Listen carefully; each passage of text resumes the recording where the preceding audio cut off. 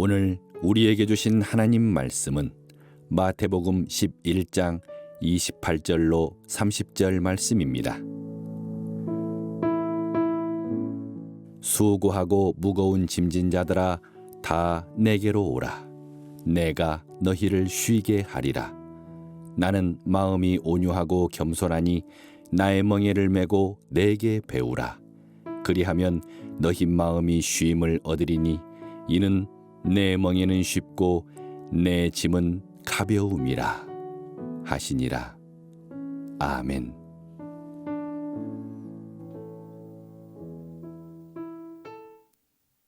코로나 바이러스 감염을 막기 위한 행정명령으로 인해서 5인 이상의 모임이 금지돼서 금년에 대단히 어려운 상황이지만은 어쨌든 이번 한 주간은 우리 민족의 가장 큰 명절인 설 연휴 기간이 시작이 됩니다.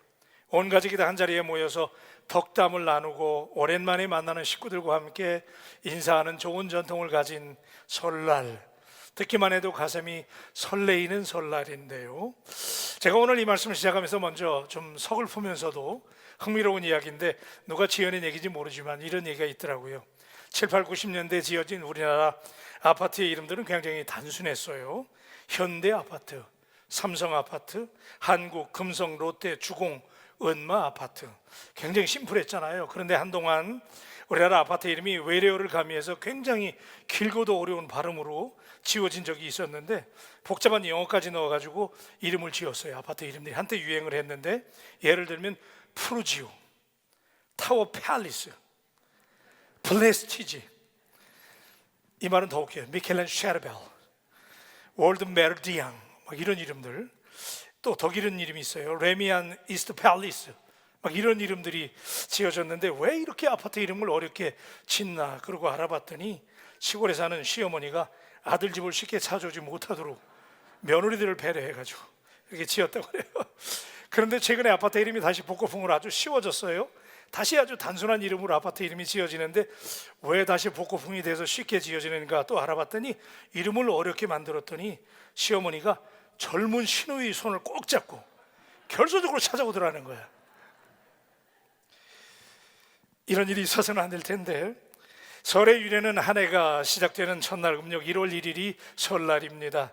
설이라고 하는 말은 살인다 또 사간다에서 온 말인데 이게 이제 조심한다 이런 뜻이 있다고 그래요. 또 우리가 설다 이런 말인데 그래서 슬프다 이런 뜻이 있기도 한데 설이라고 하는 것은 그냥 그저 기쁜 날이라기보다는 한 해가 시작된다는 뜻에서 모든 일에 조심스럽게 첫 발을 내딛는 날, 뭐 이런 뜻이 그 안에 담겨져 있다라고 그러는데 여러분 가슴에 새기는 의미가 있을 것 같아요. 그래서 설날 아침에는 일찍 일어나서 새해 아침에 입는 새 옷인 설빔을 차려입고 안 믿는 사람들은 돌아가신 조상들에게 절을 드리는 차례를 드리게 되고 우리 믿는 그리스도인들은 당연히 우리의 자랑스러운 조상님들에게 고마운 마음을 기리면서 가정 예배를 드리게 되지요. 그런 다음에 나이가 많은 어른들에게 이제 새해 세배를 드리게 됩니다. 자, 세배를 할 때에는 새해 첫날을 맞아서 서로의 행복을 빌고 축복해주는 덕담을 격려하게 되고 나누게 되는데 이렇듯이 새해 첫날인 설날은 아주 하루 종일 복되고 또 즐거운 날, 좋은 말을 많이 함으로 우리 자녀들에게 또 우리 어른들에게 한 해 동안의 건강을 빌고 떡담을 건네는 격려하는 아주 좋은 날이지요. 여러분 이제 설날이 이번 주 중에 시작이 되는데 열심히 수고한 바울 가족들이 설 연휴를 맞이해서 코로나로 어렵지만은 여러분들이 일가 친척들과 또 여러분의 자녀들 식구들과 한자리에 모여서 덕담을 건네면서 격려하는 참 좋은 쉼과 안식의 기간이 황금의 기회가 되기를 주님의 이름으로 축복합니다.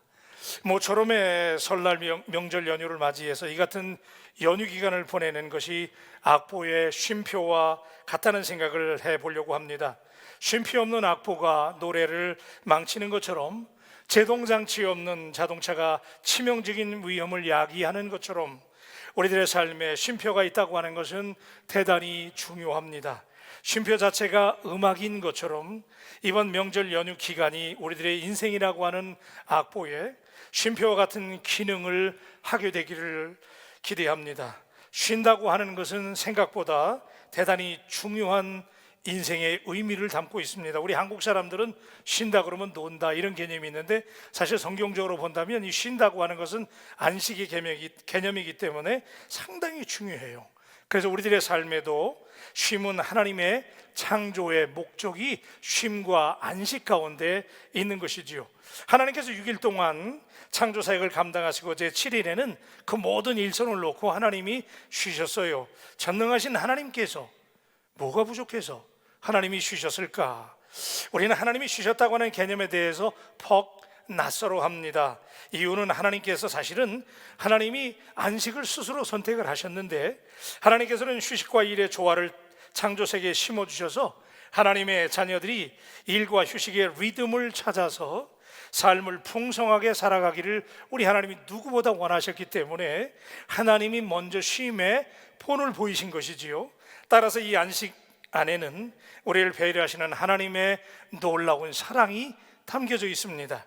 여러분, 창조 시절로 우리가 돌아가서 에덴 동산을 머리에 떠올려 보면 제일 마지막에 만든 것, 제일 마지막에 창조한 것이 안식이에요. 쉼인데, 하늘과 땅과 달과 별과 해를 만드시고 식물과 동물을 만드시고 인간을 만드신 하나님께서 제일 나중에 만드신 것, 하나님도 쉬셨잖아요. 그죠? 제7일째 되는 날 하나님이 창조의 작업 하시면서 마치시고 쉬셨는데, 여러분, 하나님의 창조의 작업에서는 앞에서 만든 것이 뒤에 만든 것의 목적이 됩니다. 하늘을 만드신 것은 거기에 해와 달과 별을 두시기 위해서 만드신 거예요. 식물과 동물을 만드신 이유는 그것을 관리하고 다스릴 인간을 위해서 만드신 거지요. 그런데 창조의 맨 마지막 날에 만드신 것이 안식이라고 본다면 결국 창조는 안식을 위해서, 하나님이 왜 인간을 지으셨느냐? 우리 인간을 지어서 하나님을 찬양케 했지만 결과적으로 우리 인간에게 하나님이 주시는 진정한 행복과 안식과 평안과 쉼을 주시기 위해서 하나님이 우리를 지으셨다는 사실을 믿으실 수 있게 되기를 축복합니다. 하나님은 우리들에게 진정한 쉼을 주시기 위해서 사실 우리들을 만드신 거예요. 우리가 이 땅에 존재하는 이유, 하나님께서 우리에게 하나님만이 주실 수 있는 쉼을 누리게 하기 위해서 지었는데, 이렇듯 쉼은 본래 하나님의 창조의 가장 우선적인 목적이 되는 것이지요. 쉼이 진정한 창조의 목적인 이유가 사실 오늘 본문에 아주 잘 묘사되고 있어요. 자, 오늘은 그래서 우리가 좀 더 편안한 마음으로 이제 설날을 앞두고 이제 우리가 연휴 기간을 맞게 되는데, 이 기간을 앞에 두고 우리가 쉼에 대해서 하나님이 왜 우리를 쉬게 하실까, 또 하나님이 인간을 지으신 것이 결국은 진정한 안식과 쉼을 주시기 위해서라면 성경적인 쉼의 의미는 도대체 무엇인가를 우리가 함께 생각해 보려고 그래요. 첫째는 주님의 복된 안식의 초청, 여러분 다 아시죠? 주님이 우리를 인바이트 하셨잖아요. 초대하셨는데 어떻게 초대하셨냐 하면 수고하고 무거운 짐진 자들아 다 내게로 오라. 아멘. 자, 오늘 본문 28절이죠. 수고하고 무거운 짐진 자들아 다 내게로 오라. 내가 너희를 쉬게 하리라. 여러분, 예수님은 우리를 너무나 잘 아십니다. 그래서 수고하고 무거운 짐진 자들아 라고 우리를 부르십니다. 하지만 본래 하나님께서 에덴 동산을 창설하시고 사람을 자유롭고 행복한 존재로 지으셨잖아요. 그런데 최초의 사람 아담과 하와가 하나님의 말씀을 따르지 않고 불순종함으로 에덴 동산에서 쫓겨나게 됐고, 인간에게 즐거워야 될 수고, 그때는 이 노동의 행복이었거든요. 그 노동이 하나님의 블레싱이었는데 지금은 먹고 살기 위한 수고, 고생함으로 바뀌었어요. 창세기 3장 16절로 17절입니다. 또 여자에게 이르시되 내가 내게 임신하는 고통을 크게 더하리니 내가 수고하고 자식을 낳을 것이며 너는 남편을 원하고 남편은 너를 다스릴 것이니라 하시고, 아담에게 이르시되 내가 내 아내의 말을 듣고 내가 내게 먹지 말라 한 나무의 열매를 먹었은즉 땅은 너로 말미암아 저주를 받고 너는 내 평생에 수고하여야 그 소산을 먹으리라. 이 말씀 때문에, 그죠? 이 말이 굉장히 우리에게 결정적인 말씀이잖아요. 너는 내 평생에 수고하여야 그 선을 먹으리라 그랬죠. 본래 일하는 것은 인생의 축복이었는데 하나님도 일하셨거든요. 여러분, 하나님이 세상 지으실 때 그게 하나님의 레이버예요. 하나님도 일하신 거예요. 여러분을 지으시기 위해서, 세상을 지기 위해서 하나님이 적당히 그냥 대충대충 지은 게 아니에요. 하나님도 얼마나 수고하셨는지 몰라요. 그게 즐거움이었거든요. 그래서 하나님이 그렇게 지으셨는데, 자, 지으시고 얼마나 하나님이 좋았는지 보시기에 좋았다 그랬어요. Look so great 그랬잖아요. 너무 보기 좋았다. 그런데 하나님께서 처음에 사람들에게 일을 주신 것은 그들을 하나님의 동역자로 삼아가지고 하나님이 만드신 세상을 관리하고 다스리라고 하나님의 친구로 동역자로 인간을 지었는데, 그러나 사람이 죄를 지은 이후에는 하나님의 법을 떠나서 그들이 노동이 먹고 살기 위한 수단이 되어버렸어요. 사람들이 땀 흘려 수고해야만 양식을 얻을 수 있게 된 것은 아담이 하나님께 죄를 범한 직후부터 그렇게 된 거잖아요. 아담이 죄로 인하여 땅은 저주를 받아서 가시와 엉겅퀴를 내게 됐죠. 그는 고통 가운데 부지런히 일해 양식을 얻을 수 있고, 여성들은 해산에 고통을 겪어야 되는 이런 일로 바뀌어 버렸어요. 그러니까 시편 여러분 127편 2절에 보니까 너희가 일찍 일어나고 늦게 누우며 수고의 떡을 먹음이 헛되도다. 그러므로 여호와께서 그의 사랑하시는 자에게는 잠을 주시는도다. 그래요. 그래서 그 이후에 온 인류에게는 육체의 질병과 두려움과 걱정과 절망과 육체의 짐과 죄로 인하여 영적인 짐을 지고 우리가 힘겹게 살아갈 수밖에 없게 됐잖아요. 그런데 주님께서 이 같은 무거운 짐을 지고 힘겹게 살고 있는 저와 여러분들을 우리 주님이 초대해 주신 것을 믿으시길 바랍니다. 그래요. 버림받아 마땅할 우리들을 주님이 수고하고 무거운 짐진 자들아 그랬잖아요. 여러분도 짐이 있으시잖아요. 그죠? 다 여러분에게 무거운 짐이 있잖아요. 공개할 수 없어도 우리 인생은 누구나가 다 짐을 지고 있는데, 그래서 그 짐을 지고 있는 우리를 수고하고 무거운 짐진 아무개야 내가 너를 초대한다고 주님이 초대하면서 주님만이 참 안식과 자유를 주시는 분. 그래서 우리가 주님 앞에 나오기만 하면 구원의 길이 있음을 주목하게 되는데, 여러분 예수님께서 사마리아 우물가에서 만난 이 여인은 목마르고 지친 인생의 참모습을 우리에게 보여주잖아요. 그죠? 이 여인이 얼마나 비극적인 여인이었어요. 근데 이 여인은 정말 수고하고 무거운 짐을 지고 따돌림을 당했던 여인, 짐을 지고 사는 여인이었지만 예수님은 삶에 지친 여인을 향해서 이렇게 귀한 말씀을 주셨지요. 요한복음 4장 14절에 내가 주는 물을 마시는 자는 영원히 목마르지 아니하리니 내가 주는 물은 그 속에서 영생하도록 솟아나는 샘물이 되리라. 믿으시면 아멘. 수고하고 무거운 짐진 여러분, 여러분에게 어떤 짐인지 저는 잘 모르지만 오늘 예배 시간을 통해서 우리 주님이 사마리아 여인에게 주셨던 이 메시지가 수고하고 무거운 짐진 당신에게 하나님께서 주시는 영생하도록 솟아나는 샘물이 여러분에게 솟아날 수 있게 되기를 주님의 이름으로 축복합니다. 주님만이 주시는 생수. 그래서 내가 너희를 쉬게 하리라 그랬잖아요. 그렇죠? 그런데 여러분, 사람들은요 어떤 잔치에, 어떤 페스티벌에 잔치를 열고 할 때 자격을 따져요. 더군다나 요즘처럼 코로나로 인해 가지고 숫자도 제한이 있잖아요. 지금은 그죠? 몇 명 이상 안 되잖아요. 그런데 잔치를 열고 친척이나 친구를 초대할 때 사람을 가리고 자격 요건을 따지지 않아요. 그죠? 퀄리피케이션을. 그 잔치에 아무나 오는 게 아니잖아요. 그런데 그렇게 따지는데 우리 예수님은 어떻게 불렀어요? 다 내게로 오라. 이때 아멘 좀 하세요. 다 내게로 오라. 선택적 초청이 아니라 다 오라. Everybody come to me. 그죠? 여러분 그 everybody 속에 저와 여러분들이 들어가는 거 아니에요. 만약에 주님이 선택받은 사람만 불렀다면 우리가 이 자리에 올 수 없었잖아요. 그죠? 누구든지 anybody, 누구든지 주님의 초청에 믿음으로 yes sir, 그죠? 주님이 우리를 부를 때 yes sir, I'm gonna follow you, 하나님 내가 주님을 따르겠습니다라고 반응하고 나오기만 하면 주님께서 주는 쉼을 누리게 될 줄로 믿습니다.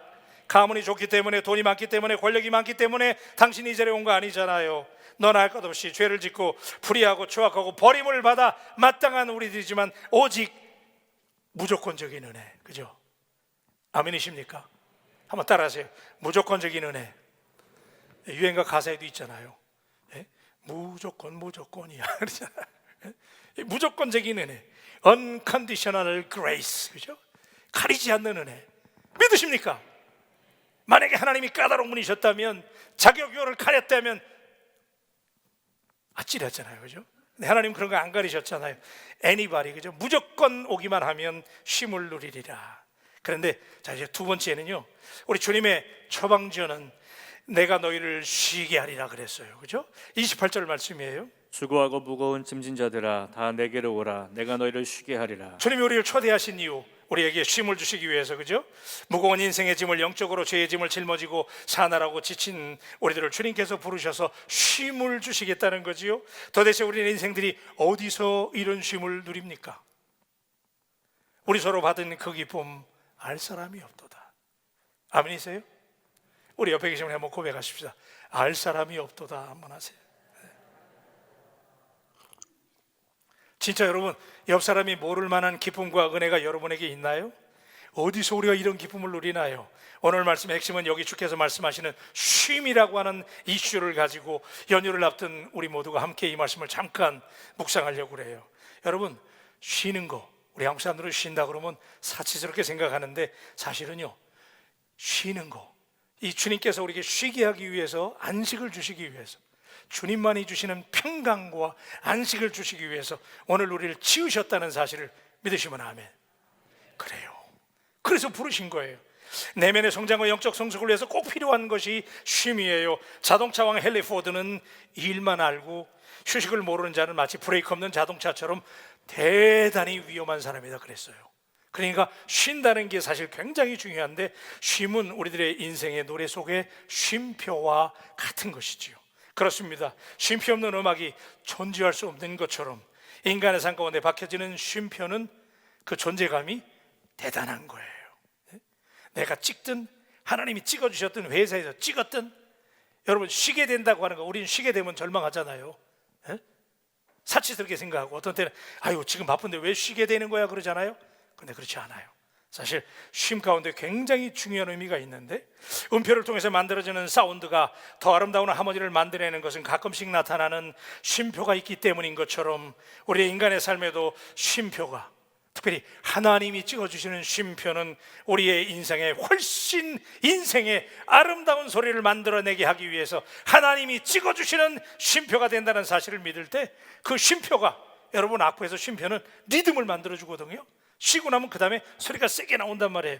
그러니까 하나님이 여러분의 인생에 이런 쉼의 기회, 이것이 여러분의 인생에 리듬을 만들어줄 수 있게 되기를 주님의 이름으로 축복합니다. 여러분의 오케스트라 이 팀이 얼마나 수고 많아요, 그죠? 정말 대단히 수고하는데, 이 오케스트라의 관악기의 고운 소리는 텅 빈 공간 속에서 만들어지는 거예요. 집안에 햇살이 스며들어서 방 안에 비추기 위해서는 텅 빈 창문이 있어야 되는 거예요. 우리의 마음에 찬빛이 들어오려면 마음에 여백이 있어야 돼요. 제가 여러분에게 이미 한번 써먹어서 썰렁할 수도 있는데 그래도 또 웃어주시길 바라요. 이런 유머가 있어요. 어느 성악가가 노래를 너무너무 잘 부르는데 이분이 열창을 하다가 돌아가셨대잖아요. 왜 그러냐면 나중에 봤더니 그분이 불렀던 악보에 쉼표가 없었대잖아요. 그냥 쉼표가 없으니까 노래만 부르다가 가셨다는 거예요. 여러분, 우리 노래하시는 분들 아시잖아요. 쉼표도요 악보에 굉장히 중요합니다. 이 사실을 믿으시면 아멘. 하나님은 우리 인생을 작곡하시고 직접 연주하시는 연주자이시며 지휘자이십니다. 하나님은 우리가 언제 어디에서 쉬어야 되는지 하나님이 아십니다. 그래서 인생의 악보 곳곳에 하나님이 친절하게 쉼표를 찍어주십니다. 하루의 쉼표는 저녁이고 일주일의 쉼표는 주일날이에요. 그러니까 주일날 안 쉬면 큰일 나는 거예요. 은혜가 되시면 아멘. 그래서 안식년을, 우리 안식일을 지켜야 되는 거예요. 안식년을 만드셨고 희년을 주셨는데 때에 따라서 갑자기 몸이 아프다든지 직장에서 명퇴를 당한다든지 그럼 우리는 절망해요. 아이고 하나님 이게 웬일이에요. 그런데 사실은요 하나님이 그때 여러분에게 쉼표를 찍어주시는 거예요. 예기치 않은 휴식을 주시기도 합니다. 우리들에게 주어진 쉼의 기간을 어떻게 활용하는가는 대단히 중요합니다. 하나님은 쉼표를 통해서 우리의 삶을 되돌아가게 하고 멈추게 하시면서, 여러분 한번 따라하세요. 스톱! 크게 하세요. 스톱! 그래요. 우리 너무 바쁘게 살거든. 그러니까 하나님이 어떤 때 스톱 하는 거예요.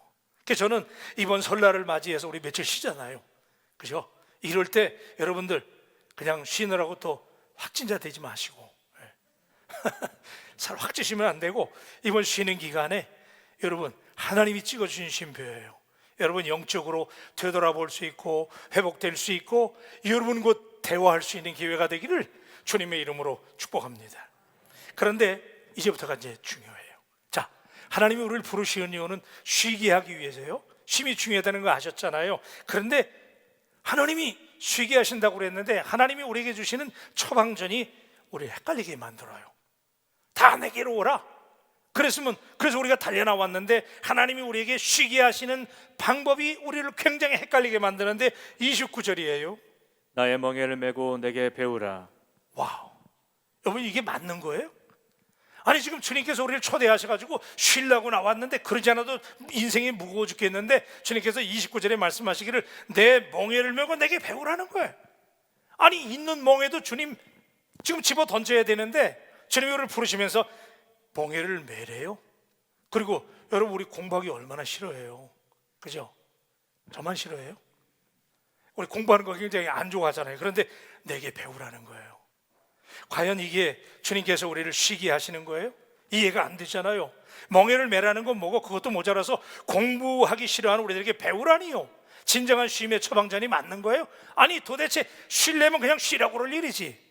이게 도대체 뭐냐? 멍에를 메라니 그리고 내게 배우라니 이게 쉬는 거예요? 그런데 여러분 이 속에 정말 놀라운 진리가 있는 거예요. 여러분 멍에 아시죠? 한번 따라하세요. 멍에. 제가 그래서 찾아봤잖아요. 미국에 오래 살았으니까 좀 헷갈려가지고 아니 도대체 쉬려고 그러는데 주님이 멍에를 메려니까 이 멍에는 다른 건가 그러고 제가 사전을 찾아봤더니 달구지나 쟁기의 채를 잡아매기 위해서 소나 말의 목에 가로 얹는 둥그렇게 구부러진 거 있잖아요. 그거 거시기. 여러분 거시기 그러면 알잖아요. 거시기 그죠? 그거 그 막대기 그건데 그 통나무 같은 거 그거 있잖아요. 아니 그걸 메고 어떻게 쉬냔 말이에요. 이게 주님이 우리에게 제시하신 쉼의 솔루션이에요. We cannot understand. 잘 이해가 안 돼요. 그런데 여러분 여기 놀라운 메시지가 감추어져 있어요. 여러분 고대 근동 지역의 팔레스타인 지역에는요 멍에는 두 마리의 소가 끌어요. 요거부터가 이제 중요한 거예요. 두 마리의 소가 끌게 되는데 주로 어미소와 새끼소가 한 짝을 이루어서 한 개의 멍에를 메는 거예요. 그림 보셨죠? 저렇게 매게 되는데 당연히 어미소가 리드하고 더 많은 짐을 어미소가 매게 되는 거예요. 처음 일을 배우는 새끼소는 노련한 어미소와 짝을 이루어 가지고 그 어미소가 이끄는 대로만 끌려가기만 하면 가면서 일을 배우게 되는 거예요. 이해가 되시면 아멘. 여기에 놀라운 진리가 있더라고요. 우리는 멍에를 맨다고 그러니까 아이고 하나님 그 무거운 멍에 지금 내 인생의 짐 이거 왜 어떻게 지고 주님을 따릅니까? 그러지만 사실은 주님께서 말씀하시기를요 그 멍에를 메고 내게 배우라는 거예요. 다시 말하면 이게 무슨 얘기예요? 멍에를 메고 있긴 하지만은 어미가 끌고 가는 페이스를 따라서 새끼들인 우리는 어미와 호흡을 맞추기만 하면 멍에를 메는 일은 어미가 메는 거예요. 사실은요. 그래서 멍에를 메는 일이 쉬운 일이 된다는 사실을 믿으시면 아멘. 이게 이 속에 놀라운 진리가 있더라고요. 멍에를 메다니 하나님 그랬더니 주께서 오늘 우리에게 주시는 말씀은 어미소는 새끼의 능력을 잘 알기 때문에 어미소가요 그 멍에를 새끼하고 치고 가는데 어미가 이 스텝을 맞추는 거예요. 새끼가 못 따라오니까. 그리고 어미가 페이스를 조절해 가잖아요. 하나님 내 수준 알잖아, 그죠? 그래서 하나님이 여러분의 발걸음을 아시니까 하나님이 보폭을 좁혀줍니다. 그러니까 이 장면이 말하는 것은 어미소와 함께 멍에를 매지 않았다면 새끼소는 절대로 밭을 가는 방법을 배울 수가 없는 거예요, 그죠? 멍에를 메고 어미소와 함께 끌려가면서 어미소가 이끄는 대로 따라가는 것이 배우는 일이에요. 그래서 여러분 사실은 이게 멍에 매는 거예요? 아니잖아요, 그죠? 어미소가 매는 거예요. 우리는 그 멍에를 맸다는 척만 하는 것이지 사실은 그 멍에를 어미소가 메고 가기 때문에 그때 우리가 영적으로 부르는 찬양이 뭐예요? 주와 같이 길 가는 것 즐거운 일 아닌가. 그렇게 믿으시면 아멘. 그게 되는 거예요. 그래서 주님이 그때 쉬게 된다는 거예요. 그리고 그때 밭을 가는 법을, 일하는 법을 새끼소인 우리들이 배우게 된다는 거예요. 그러니까 우리가 할 일은 우리의 능력을 알고 이끌어주시는 그분의 인도하심에 발을 맞추고 따라가기만 하면 우리에게 진정한 쉼과 배움이 있게 될 줄로 믿습니다. 예수님과 한 짝을 이루는 거예요. 그래서 크게 멍에를 매는 거예요. 그러면서 배우게 되는 거예요. 밭을 가는 어미를 따라서 배우는 거예요. 그렇기 때문에 여러분 우리가 주님을 영접하고 주님을 따른다고 하는 의미, 멍에를 메고 가는 거니까 그렇게 되면 여러분은 평생 동안 배우는 거잖아요, 그죠? 주님과 같이 가면서 주님이 우리를 가르쳐 주시는 거예요. 그래서 우리는 그때부터 주님의 학생이 되는 줄로 믿습니다. 그래요. 우리 옆 사람들에게 한번 고백할래요? 와우, 당신이 주님의 학생이셨습니다. 한번 하세요. 예, 졸업한 줄 알았더니 여러분, 우리가 학생이 되는 거예요. 누구를 배우는 거예요? 그때 주님을 배우는 거예요. 멍에를 메고 가면서 우리가 예수님을 배우고 예수님의 일을 배우는 거예요. 그냥 주님이 이끄시는 대로, 그죠?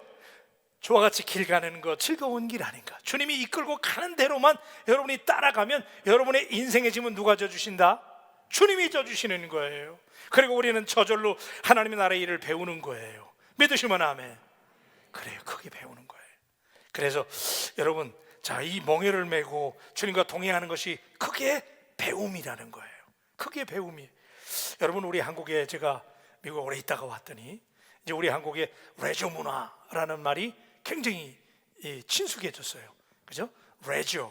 근데 그래서 우리가 주말만 되면 많이들 나가시잖아요. 요즘에 코로나 때문에 어렵긴 하지만은.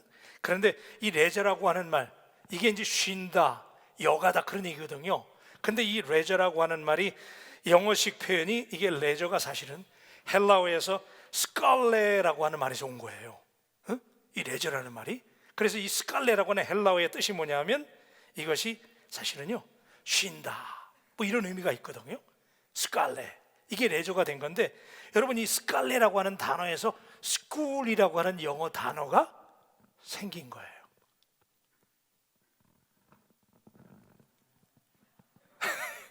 접수가 되셨어요? 그러니까 좀 어려운 얘기긴 하지만은 쉰다라는 헬라어에서 스칼레라고 하는 말이 스쿨이라는 영어 단어가 만들어진 거예요. 배운다, 그죠? 배우는 곳. 그러니까 헬라 사람들은 거기 철학이 발전했잖아요. 그러니까 그 나라 사람들은 어떻게 생각했냐면 이 쉰다고 하는 것이 배우는 거예요. 이 말이 여러분 잘 지금 고개를 끄덕거리지 않는데, 여러분, 우리가 분주하게 쫓길 때는 배우는 게 별로 없어요. 근데 사실은 우리가 쉬다 보니까 여가 시간을 통해서 쉼표를 찍고 달리던 인생의 행진을 잠시 멈출 때, 그때 한 번도 못 보던 하늘이 보여요. 야, 우리 집 주변에 이런 야산이 있었구나. 야, 우리 집으로 가는 길이 이렇게 아름다운 길이었구나. 그게 보이는 거예요. 정신없이 바쁘게 살 때는 안 보여. 배울 수가 없어. 그냥 쫓기는 인생이 되는 거예요. 내 자신에 대해서도 잘 몰라요. 여러분, 그러나 하나님께서 이렇게 여가의 시간을 주실 때, 쉼의 시간을 주실 때, 그때 여러분과 대화할 수 있기를 주님의 이름으로 축복합니다. 여러분, 솔직히 한번 대답해 보십시다. 여러분, 여러분 스스로와 얼마나 대화하세요? 다른 사람하고는 핸드폰 가지고 얼마나 많이 이야기해요, 그죠? 현대인은 통화 중이야. 전화만 하면 통화 중이야, 그죠? 그런데 여러분하고는 얼마나 대화하세요? 하나님께서 우리에게 쉼을 주신 이유는 멍에를 주님이 질 테니, 우리는 지는 척만 하는 거예요. 그러면 멍에는 주님이 지어주시고, 그때 우리는 주님을 따라가기만 하면, 어미소가 이끄는 대로 가기만 하면 저와 같이 길 가는 거 즐거운 길이 돼서, 그때 여러분 삶을 배우고 주님을 배우고 인생을 배우게 되는 줄로 믿습니다. 나하고 대화하는 거예요. 그때 배우는 거예요. 그래서 여러분, 주님이 템포를 잘 맞춰서 가시잖아요, 그죠? 따라가기만 하면 되는 거예요. 우리는 성취욕에 이끌려서 너무 바빠요. 근데 하나님의 인도하심에 이끌려야 됩니다. 성취욕에 사로잡히게 되면 삶의 방향을 잃게 되고 인간관계를 망치고 우리로 하여금 일 중독에 빠지게 되지요. 마음의 쉼을, 이 하나님이 주시는 쉼 가운데, 여가 가운데 회복할 수 있게 되기를 주님의 이름으로 축복합니다. 등산하시는 분들 있잖아요.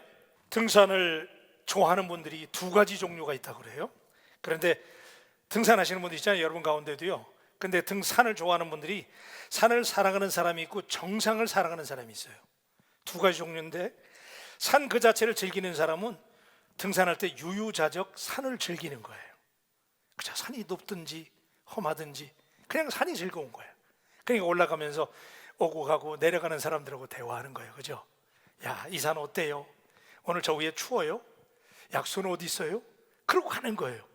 가다가 힘들면 쉬는 거야, 그죠? 그리고 안 믿는 사람들 가다가 또 한 잔도 하고, 그죠? 이렇게 해서 그 산을 즐기는 거예요. 그죠? 산을 느끼는 거예요. 그런데 정상을 살아가는 사람들은 그럴 시간이 어디 있어요? 그죠? 등산해 보면 아시잖아. 어떤 사람 막 정신없이 뛰어 올라가는 거야. 그 사람의 관심사는 산이 아니야. 어디에 있어요? 정상에만 있는 거야. 무조건 올라가야 돼. 무조건 올라가야 되는 거야. 그죠? 여러분, 인생도 그렇지 않을까요? 그저 어떤 성취를 위해서 막 나가는 사람은요, 쉼이 없어요. 자기하고 대화를 못해. 그러니까 하나님의 뜻을 알 수가 있나? 멍에를 메고 내게 배우라고 그랬는데 배울 시간이 없어. 그냥 꼭대기야. 우리는 그냥 올라가기만 하려고 그래.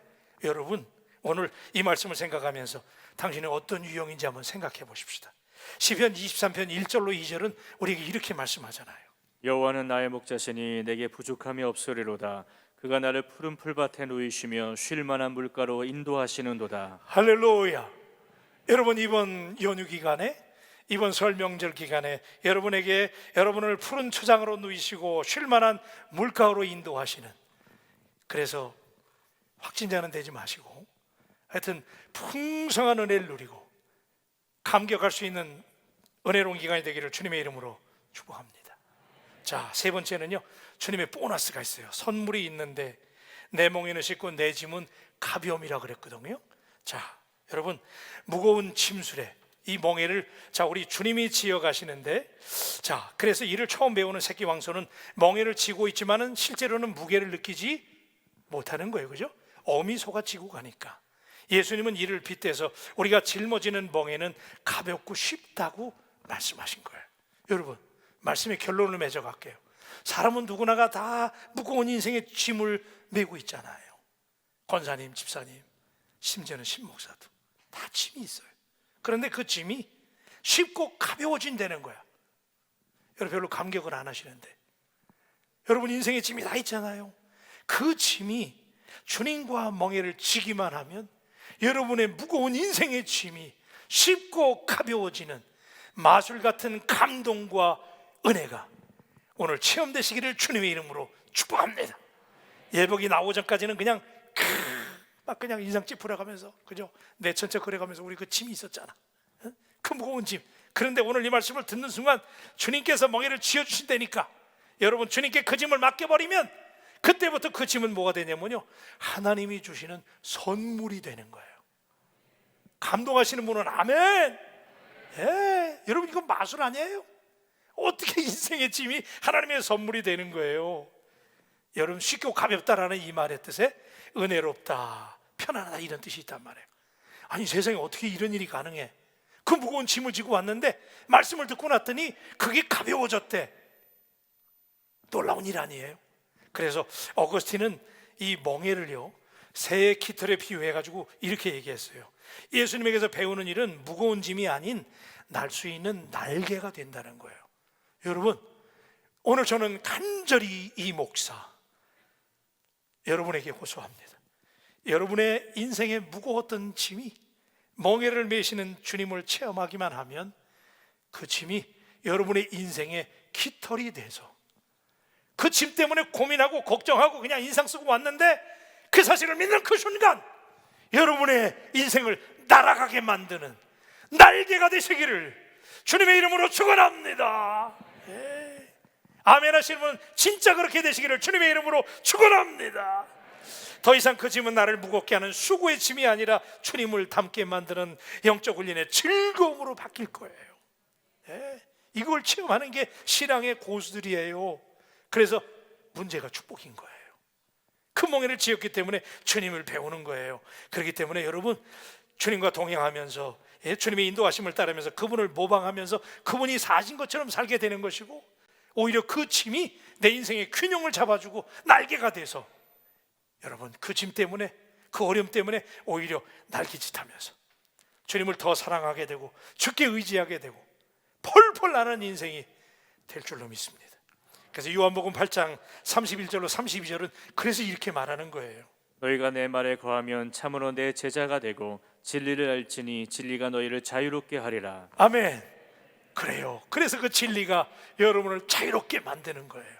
사랑하는 바울 가지고 여러분, 우리 그래서 다음 주일날 만날 때는 여러분 정말 오늘보다 더 행복한 모습으로 여가가 하나님의 축복이요, 여러분의 짐을 죽게 만드는 기회예요.